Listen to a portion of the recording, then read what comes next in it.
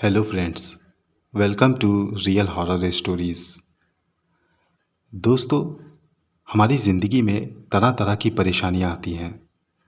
अगर हम उन परेशानियों को झेल कर आगे बढ़ते रहें तो वो परेशानियां ख़त्म भी हो जाती हैं। ज़रूरत है तो सिर्फ सब्र की। हमें सब्र करना चाहिए और अपने काम पर लगे रहना चाहिए। ऊपर वाले पर भरोसा रखना चाहिए और हमेशा आगे बढ़ते रहना चाहिए। यकीन मानिए, हर तरह की रुकावटें ख़त्म हो जाएंगी। मगर कभी कभी इंसान इतना परेशान हो जाता है कि उसे समझ ही नहीं आता कि वो कौन सा रास्ता चुने। कभी कभी तो इंसान बुरे रास्ते को भी चुन लेता है। आज आपको एक ऐसी ही कहानी सुनाने जा रहा हूँ। ये कहानी डेविड नाम के एक लड़के की है। मुंबई में रहता था वो। बेचारा डेविड शुरू से ही बहुत परेशान था। जब वो 17 साल का हुआ तो उसके पापा चल बसे। उसकी माँ ने इधर उधर काम करके किसी तरह से उसे और उसकी बहनों को पढ़ाया। डेविड की 2 बहनें और थीं। समय आगे बढ़ता गया। डेविड जब 25 साल का हुआ तो उसने काम ढूंढना शुरू किया। लाख कोशिशों के बावजूद भी उसे काम नहीं मिल रहा था। उसके घर में बहुत तंगाई थी।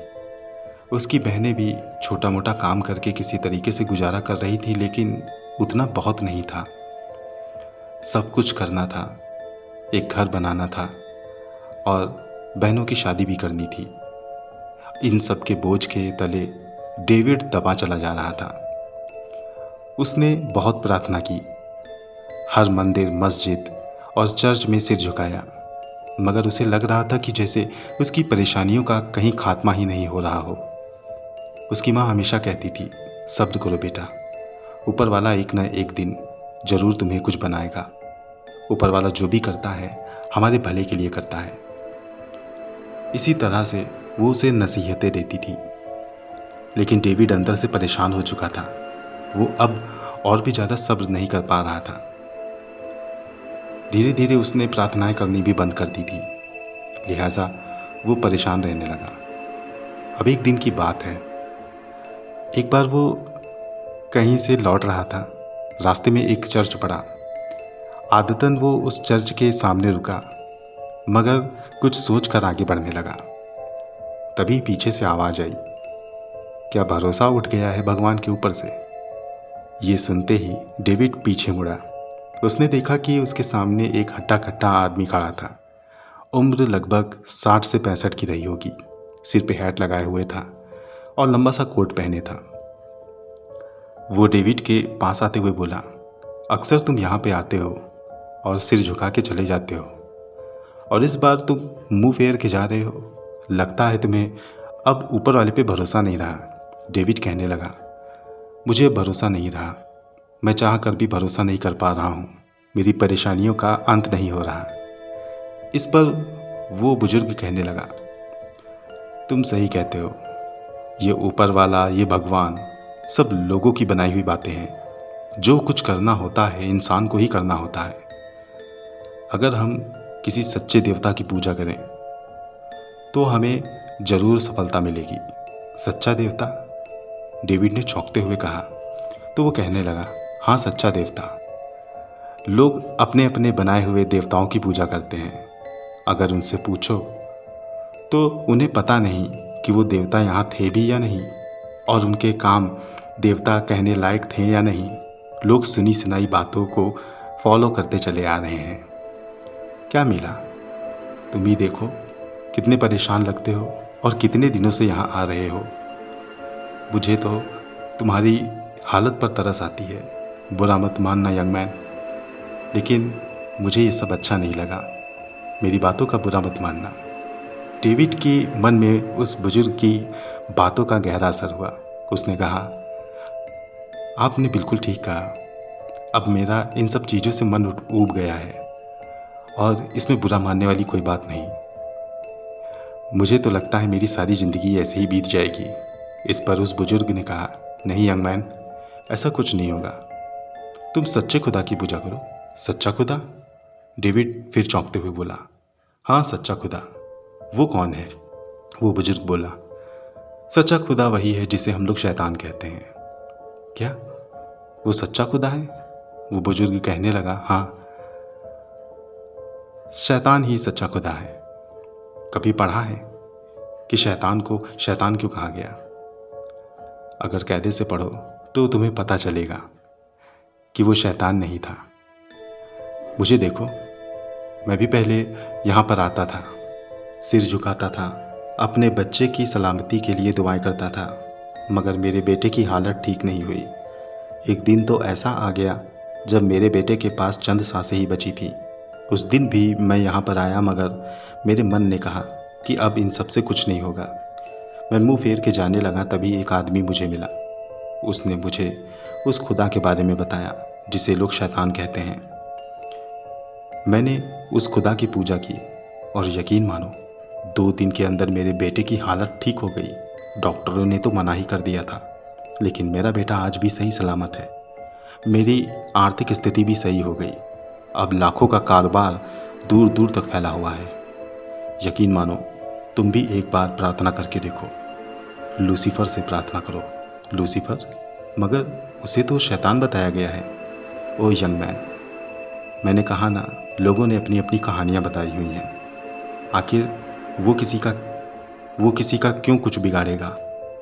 तुम एक बार सच्चे मन से लूसीफर को याद करो, वो तुम्हारी प्रार्थना जरूर सुनेगा। रात में तुम प्रार्थना करके तो देखो, बाकी तुम्हारी मर्जी। ये कहकर वो बुजुर्ग आदमी वहाँ से चला गया। डेविड घर आया। उसके दिमाग में वही सब बातें नाच रही थी। उसने सोचा कि क्यों ना ट्राई किया जाए। रात में वो अपने कमरे में बैठा और लूसीफर को याद करने लगा। काफ़ी देर तक प्रार्थना करने के बाद उसने आंखें खोली और वो सो गया। अगले दिन उसकी माँ ने उसे जगाया और बताया कि घर के दरवाजे के बाहर 5 लाख रुपए कोई रख कर चला गया था। वो किसी अटैची में बंद थे। ये देखकर वो हैरान हो गया। डेविड ने सोचा कि ये लूसीफर का ही किया हुआ है। वो काफ़ी खुश हुआ। उसकी माँ ने वो पैसे कुछ दिन संभाल के रखे ताकि अगर किसी ज़रूरतमंद के हों तो वो आके ले जाए, मगर उन पैसों को लेने कोई नहीं आया। उन पैसों से डेविड ने अपने घर की स्थिति सुधारी। उसका यकीन लूसीफर पर हो चला था। उसने दूसरे दिन फिर प्रार्थना की और फिर उसने जो मांगा धीरे धीरे उसे मिलता कर चला गया। उसे एक अच्छी सी नौकरी मिली और आगे चलकर जिस कंपनी में उसे नौकरी मिली थी उसी कंपनी का वो मालिक भी बन गया। वो दौलतमंद होता चला गया, मगर इसके साथ साथ ही उसने शैतान की पूजा करनी और भी ज़्यादा शुरू कर दी थी। उसने अपने घर से गॉड के लगाए हुए सारी तस्वीरों को हटा दिया, सारे साइंस को हटा दिया। अब वो एक अजीब सी मूर्ति लाकर अपने कमरे में रखता और उसकी पूजा किया करता था। घर वालों से भी करने को कहता था, मगर उसकी माँ ये सब देखकर बहुत नाराज़ होती थी। मगर अब उसका बस नहीं चलता था। उसकी बहनों को घर के अंदर ही डर लगता था। हालत सुधर चुकी थी, मगर अब कुछ अच्छा नहीं लगता था। उसकी माँ को फिक्र होती थी कि उसका बेटा किसी गलत संगत में पड़ गया है। उसकी माँ ने कई बार इन चीज़ों की अपनी बेटी से शिकायत भी की कि उसके कमरे में किसी के बोलने की आवाज़ आती है। जब वो कमरे में नहीं होता तो कोई उसके कमरे में बातें करता है। डेविड की बहनों ने भी उसकी माँ से कहा कि कभी कभी जब भाई कमरे में होता है तो कोई उससे बातें करता है। काफ़ी दिन तक ये सिलसिला चलता रहा। एक दिन डेविड न जाने कहाँ गायब हो गया। उसके बाद वो दोबारा कभी नहीं मिला। कहते हैं कि जब डेविड गायब हुआ उसके कुछ दिनों के बाद वो मूर्ति जो डेविड लाया था वो भी अपने कमरे से गायब हो गई। आज तक डेविड का कुछ पता नहीं चला है। कुछ विशेषज्ञों का तो ये कहना है कि डेविड ने शैतान की पूजा जब शुरू की तो शैतान उसे अब अपने साथ ले गया और उसे अब कभी नहीं छोड़ेगा। डेविड की माँ और दोनों बहनें अब अकेली ही रह गईं। आइए चलते हैं दूसरी कहानी की ओर। ये कहानी है दिल्ली में रहने वाले शेख साहब की। शेख साहब अपनी एक लौती बेटी और बीवी के साथ दिल्ली में अच्छे से रह रहे थे, उनका एक बहुत अच्छा कारोबार भी था। सब कुछ ठीक चल रहा था। जब उनकी बेटी बड़ी हुई और उसने घर के काम-काज सँभालने शुरू किए, तब शेख साहब भी उसकी शादी की चिंता करने लगे। वक़्त यूँ ही गुज़र रहा था। जब शेख साहब की बेटी खाना बनाती थी, तो शेख साहब बड़े चाव से खाना खाते थे। उसके हाथ का बना खाना उन्हें बहुत पसंद था। शेख साहब की बेटी भी सब कुछ सीख गई थी, मगर अक्सर करके कभी उससे खाना ज़्यादा हो जाया करता था, तो कभी कम। जब भी कभी खाना ज़्यादा हो जाया करता था, तो वो बाहर जाकर किसी जानवर को खिला देती थी। सब कुछ ऐसे ही चलता रहा, मगर एक दिन एक अजीब-सी घटना घटी। हुआ यूँ कि शेख साहब की बेटी ने खाना बनाकर रखा। शेख साहब खाने की तैयारी करने लगे और जैसे ही उनकी बेटी खाना निकालने के लिए गई, उसने देखा कि खाना ज़रूरत से ज़्यादा कम है। उनके घर में 3 ही लोग और किसी ने भी खाना खाया नहीं था। बहुत चौंका देने वाली बात थी ये। ये सब हैरान थे। शेख साहब की बेटी भी हैरान थी, मगर उसे कुछ समझ नहीं आया। इस बारे में उसने अपनी अम्मी से कहा, मगर उसकी अम्मी ने ये कहा कि ज़रूर उसी ने ऐसे कम खाना डाला होगा कि खाना बचा नहीं। अब उसे थोड़ी डाँट पड़ी। अगली बार फिर उसने खाना बनाया और फिर यही वाक़या पेश आया। खाना बचा ही नहीं। वो जब भी कुछ बचाती, जब भी कुछ बनाती, वो खाना कम ही हो जाता। लेकिन जब उसकी अम्मी बनाती, तब कुछ भी ना होता। ऐसे में यही अंदाज़ा लगाया गया कि उनकी बेटी अंदाज़ा लगाकर खाने की मात्रा सही से नहीं रखती। वो जब भी ऐसा करती, खाना ज़रूर कम पड़ता। एक बार तो शेख साहब की बीवी ने अपनी बेटी को अपने सामने ही खाने की मात्रा नाप कर रखवाई, मगर ताज्जुब तब हुआ जब बना हुआ खाना फिर से कम पड़ गया। अब ये लोग बड़ी परेशानी में हो गए। अभी इन्हें ये सब कुछ समझ ही नहीं आया था कि एक और घटना उनके साथ पेश आई। एक रात को उनके किचन से बर्तनों के टकराने की आवाज़ आने लगी और भी एक अजीब-सी आवाज़ आ रही थी। ये आवाज़ शेख साहब की बेटी को सुनाई दी। वो थोड़ा-सा डर गई। उसने अपनी अम्मी को जगाया। वो कहने लगी कि शायद किचन में कोई जानवर घुस आया है, क्योंकि गुड़गुड़ाहट कुछ जानवरों जैसी ही थी। अब ये लोग दबे पाँव किचन की ओर बढ़ रहे थे। इन्होंने शोर नहीं किया, लेकिन जब इन्होंने खिड़की से झाँक कर देखा, तो जो इनके सामने था, उससे ये लोग बहुत ज़्यादा खौफ़ज़दा हो गए। वहाँ पर एक अजीब किस्म का शख्स जो बैठा हुआ था और बैठे होने के बावजूद भी उसका सिर किचन की छत की ओर छू रहा था।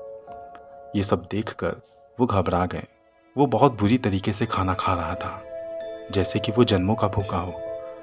ये सब देखकर वो सह नहीं पाए और डर के मारे वहाँ से वापस आ गए। आवाज़ काफ़ी देर तक आती रही और फिर धीरे-धीरे आवाज़ आनी बंद हो गई।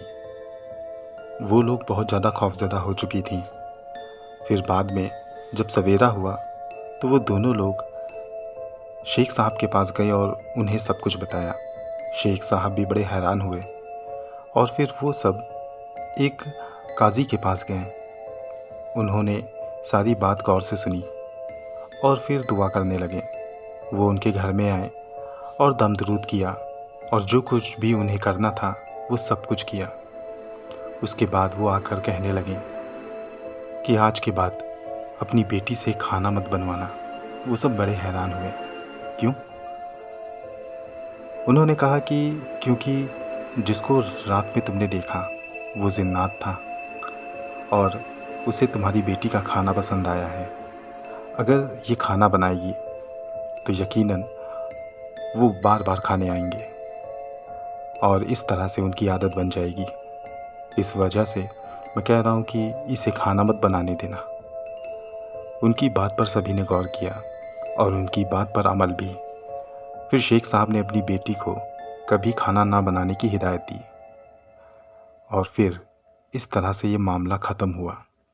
लेकिन शेख साहब को इस बात की चिंता थी कि अगर आगे चल के उनकी बेटी को कभी खाना बनाना हुआ, तो वो क्या करेगी? इस सवाल का जवाब क्या था, ये तो आज तक पता नहीं चला। ये भी नहीं पता कि अब वो काजी साहब और उनकी बेटी किस हाल में है। दोस्तों, ये कहानी आपको कैसी लगी? हमें कमेंट बॉक्स में अपनी राय से ज़रूर आगाह करें। मिलता हूँ अगली बार आपके लिए नई कहानियाँ लेकर।